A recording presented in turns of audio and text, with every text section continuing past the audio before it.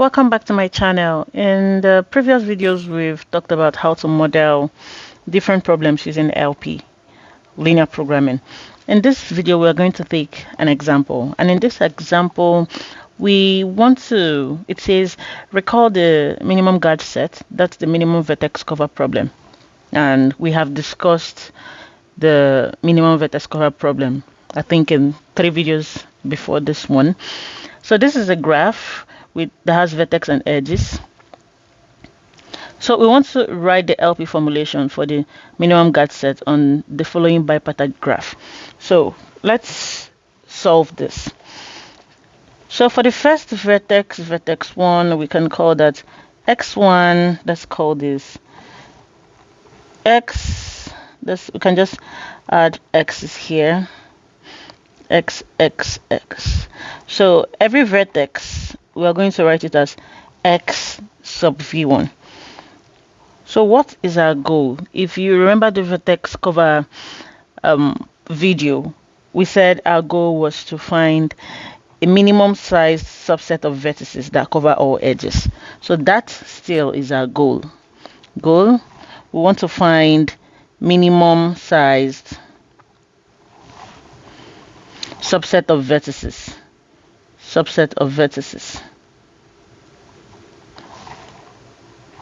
that covers all edges.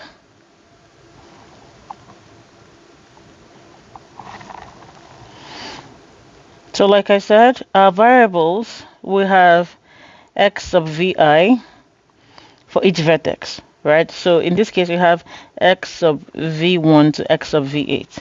That will be our variables. And for each variable x of vi, when we choose, we have 1. And when we don't choose, we have 0. So this is not chosen.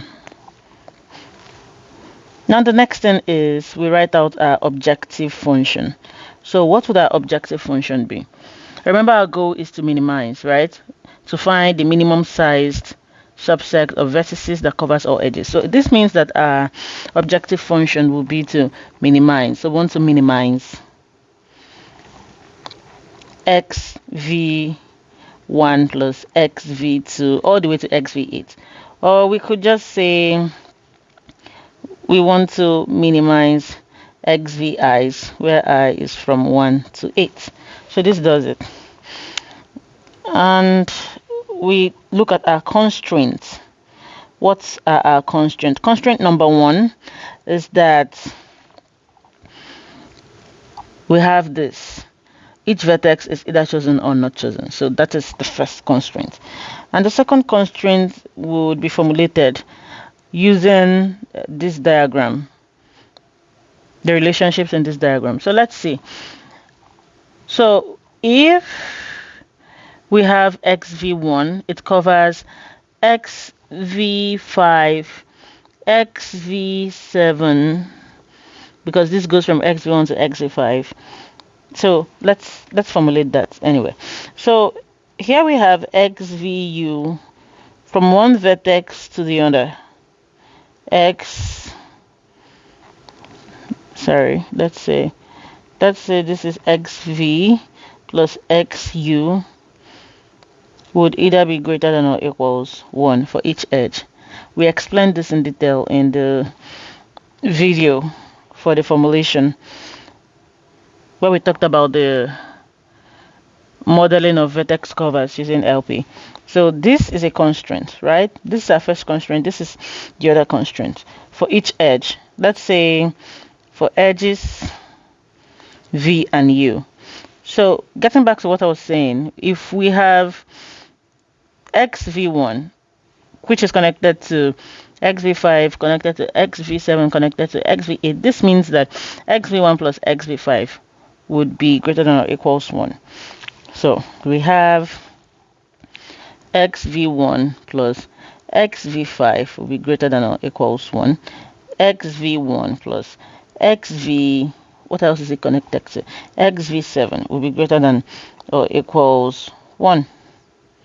We have xv1 plus xv8 would be greater than or equals 1. And that goes on. we pick xv2, it's connected to xv5, xv6, and xv7. So we are going to still write down the same relationship. Here we have xv2 plus xv5 greater than or equals 1. So we do that for everything connected to xv2, we do that for everything connected to xv3, and we do that for everything connected to xv4. And by the time we are done writing out everything, we've done everything for xv1, we do everything for xv2, we write down all of the relationships of all the vertices connected to xv3, and then for xv4, after we've written down all the rest, we should have xv4 plus is connected to xv5 greater than or equals 1, xv4 the first vertex connect plus xv6 greater than or equals 1. So one thing you notice is that this is a hard problem, because our vertices are either 1 or 0, right? Either you choose or not choose. So it's a hard problem, and we relax. And when we relax, we have x would, so this means that we have XVI equals 1, and we are going to solve with an online LP solver. And in an online LP solver, we are going to enter all of these relationships. Now you may not be able to enter x sub v1, right? But you can find, depending on the online LP solver you use, you can use specific variables to represent each one. For example, xv1 can be represented with maybe x, xv5 represented with y, xv7 represented with z, xv8 represented with 8, just like that. But you have to be consistent in every inequality where you have xv1. If you are representing xv1 with x, make sure that all xv1s are represented with x. If you're representing xv5 with y, make sure that in every linear inequality you have x, all xv5s are represented with y. So if you enter this relationship in an LP solver, you can find anyone online, it's going to give you the solution.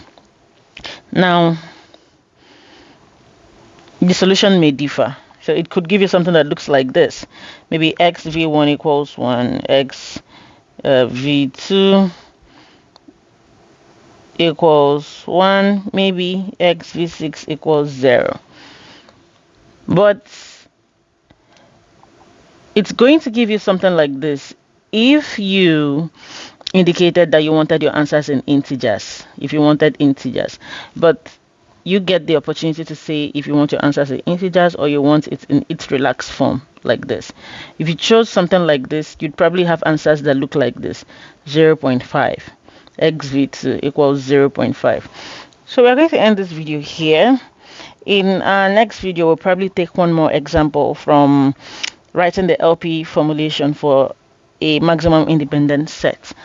If you haven't subscribed to this channel, please do subscribe. I'll see you on the next one.